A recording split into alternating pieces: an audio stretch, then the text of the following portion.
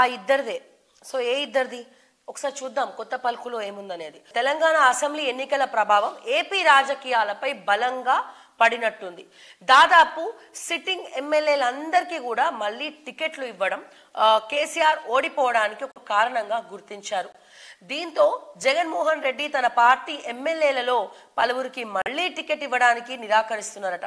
సర్వేల ప్రకారం మీరు ఓడిపోతున్నారు, సారీ నో టికెట్ అని జగన్ చెప్పేస్తున్నాడట. పరీక్ష కేంద్రాల్లో జంబ్లింగ్ మాదిరి మంత్రులు ఎమ్మెల్యేలు నియోజకవర్గాల్లో మార్చుతున్నారు. ఈ చర్యలు చేపట్టినంత మాత్రాన జగన్ మళ్ళీ అధికారంలోకి వస్తారా అంటే వస్తారని చెప్పడానికి శాస్త్రీయ ఆధారాలు అయితే లేవు. తన పాలనను చూసి ప్రజలు మురిసిపోతున్నారని జగన్ బలంగా నమ్ముతున్నారు. సీఎం స్థానంలో ఉండేవారు అందరూ కూడా ఇదే విధంగా నమ్ముతారనుకుంటా. గతంలో చంద్రబాబు కూడా తన ప్రభుత్వ పనితీరు పట్ల 70 నుంచి 80% మంది ప్రజలు సంతృప్తిగా ఉన్నారని చెప్పుకునేవారు. తెలంగాణలో తాజాగా జరిగిన ఎన్నికల సందర్భంగా కేసీఆర్ అండ్ కో ఇలాగే భావించారు. సభ్యులపై వ్యతిరేకత ఉన్నప్పటికీ సీఎం కేసీఆర్ నే అత్యధికులు కోరుకుంటున్నారని చెప్పుకున్నారు. మళ్లీ అధికారంలోకి వస్తామని భ్రమించారు. మరి అయితే ప్రజలు మరోలా ఆలోచించారు. కేసీఆర్ అహంభావానికి గుణపాఠం చెప్పాలనుకున్నారు. బీఆర్ఎస్ తరపున ఎవరు పోటీ చేస్తున్నారన్నది చూడలేదు.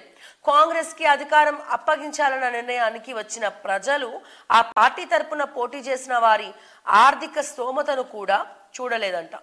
సో తెలుగుదేశం పార్టీ డిఎన్ఏలోనే పిరికితనం, భయం ఉందేమో. కేసుల మీద కేసులు పెడుతూ తెలుగుదేశం పార్టీని వణికించడంలో జగన్ రెడ్డి సఫలీకృతమయ్యారు. మరి తెలుగుదేశం పార్టీని పట్టి పీడిస్తున్న ఈ భయం ఎప్పుడు కూడా పోతుందో తెలియదు. ఏపీలో 2% ఓట్లు కూడా ఉన్నాయో లేదో తెలియని బీజేపీ పట్ల తెలుగుదేశం, జనసేన పార్టీలకు ఇంత బేలతనం ఎందుకో తెలియదు. ఎన్నికల సజావుగా సాగాలంటే బీజేపీ ఆశీస్సులు కావాలని ఈ పార్టీలు భావిస్తున్నాయి. కర్ణాటక, తెలంగాణలో బీజేపీ బీఆర్ఎస్ ని ఓడించి కాంగ్రెస్ అధికారంలోకి వచ్చిన తెలిసిన విషయం మర్చిపోతున్నారు. ప్రజా తీర్పును అధికార దుర్వినియోగంతో మార్చడం సాధ్యమా అంటే అది సాధ్యపడదు. సో ఆల్రెడీ తెలంగాణ అది example. Telangana is the best example. ఒక నాయకుడు ఎలా ఉండాలో తెలంగాణ చెప్పింది, ఒక నాయకుడు ఎలా ఉండకూడదో కూడా తెలంగాణ చూపించింది.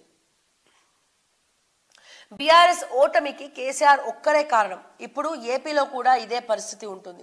జగన్ కేంద్ర బిందువుగానే ఎన్నికలు జరుగుతాయి. తెలంగాణలో కేసీఆర్ గాని, ఏపీలో జగన్ గాని వ్యక్తి పూజకు అలవాటు పడిపోయారు. తమ నాయకత్వాన్ని మాత్రమే ప్రజలు కోరుకుంటున్నారని భ్రమిస్తున్నారు. ఆత్మ పరిశీలన చేసుకోవడానికి ఇష్టపడరు. తెలంగాణలో ఎన్నికల ప్రచారం ప్రారంభం కాకముందు రంగారెడ్డి జిల్లా తుక్కుగూడ వద్ద కాంగ్రెస్ పార్టీ నిర్వహించిన సభకు హాజరైన అశేష ప్రజానికం ఆనాడే ఎన్నికల ఫలితాలు ఎలా ఉండబోతున్నాయో సంకేతాలు ఇచ్చారు. అట్లనే లోకేష్ యువగలం పాదయాత్ర ద్వారా తన నాయకత్వ లక్షణాలపై ఉన్న అపోహలను తొలగించుకోగలిగారు. సో అలాగే మెచ్యూర్డ్ నాయకుడిగా పార్టీ శ్రేణుల నుంచి ప్రశంసలు అందుకున్నారు. నిర్ణయాలు తీసుకోవడంలో చంద్రబాబు అంతులేని సాచి నేత ప్రదర్శించారు.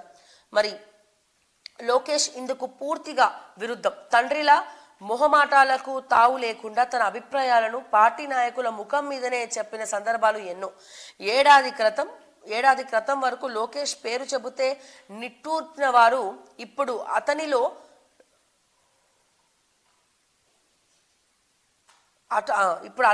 సరికుందని చెప్పి గుర్తిస్తున్నారంట. సో ఇట్లా ఆంధ్ర ఎలక్షన్స్ కు తెలంగాణ ఎలక్షన్స్ కు ముడిపట్టడంతో మరి ఇక్కడ జరిగినట్లు అక్కడ జరగద్దు అంటే జగన్ నన్ను టికెట్లు మారుస్తే నన్ను ముఖ్యమంత్రి క్యాండిడేట్ గా నన్ను గుర్తిస్తారు, ప్రజలు ఎక్కడికి పోరు అన్న భావనలో జగన్ ఉన్నారు. కానీ మీరు ఒక్కసారి చూస్తే ఆంధ్రాలో మొన్న జరిగినటువంటి నారా లోకేష్, చంద్రబాబు నాయుడు గారు టీడీపీ సభ చూస్తే పుట్టలుగా జనాలు తరలిచ్చిరండి. చీమల కన్నా ఘోరం. సో ఇక్కడ చూస్తే మనకు తెలుసు ఆంధ్రాలో అప్పులు విపరీతంగా కూరుకుపోయి ఉన్నాయి. ఏ సంక్షేమ పథకానికి డబ్బులు తీసుకురావాలన్నా అప్పు చేసే మళ్ళా తీసుకురావాలి. ప్రతిసారి కేంద్రం దగ్గరికి పోవాలి, మోడీ కాలు పట్టుకోవాలి, మళ్ళీ అప్పు తీసుకొని రావాలి అండ్ ఇక్కడ వాళ్ళకి పంచి పెట్టాలి. సో ఇట్లా కానీ అక్కడ ఐటీ రంగం కానీ, అక్కడ ఎడ్యుకేషన్ కావచ్చు, ఐటీ రంగం కావచ్చు, మనకు తెలుసు ఫస్ట్ నుంచి కూడా ఆంధ్ర వాళ్ళందరూ కూడా చాలా చక్కగా చదువుకుంటారు, వాళ్ళకి మంచి తెలివితేటలు కూడా ఎక్కువ ఉంటాయి, ఎక్కువ చదువు మీద దృష్టి పెట్టే వాళ్ళు ఉంటారు ఆంధ్ర వాళ్ళంతా కూడా. సో మరి ఇటువంటి పరిస్థితిలో చదువుకున్న వాళ్ళందరూ కూడా జాబ్స్ కోసం మళ్ళీ మన హైదరాబాద్కో లేకపోతే బెంగళూరుకో లేకపోతే వివిధ ఢిల్లీకో ఇతర రాష్ట్రాలకు వెళ్ళడం జరుగుతుంది. కానీ ఆంధ్రాలో అక్కడ చదువుకున్నోడికి అక్కడే ఉద్యోగం మాత్రం ఇండస్ట్రీస్ కావచ్చు ఇవన్నీ కూడా డెవలప్ చేయలేకపోయారు.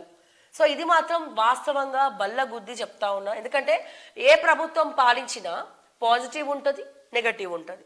కానీ మనకు కావాల్సింది ఏంటి, నిజమైన అభివృద్ధి ఏంటి, ప్రతి ఇంట్లో ఒకడు ఉద్యోగంలో స్థిరపడడం అనేది నిజమైన అభివృద్ధి.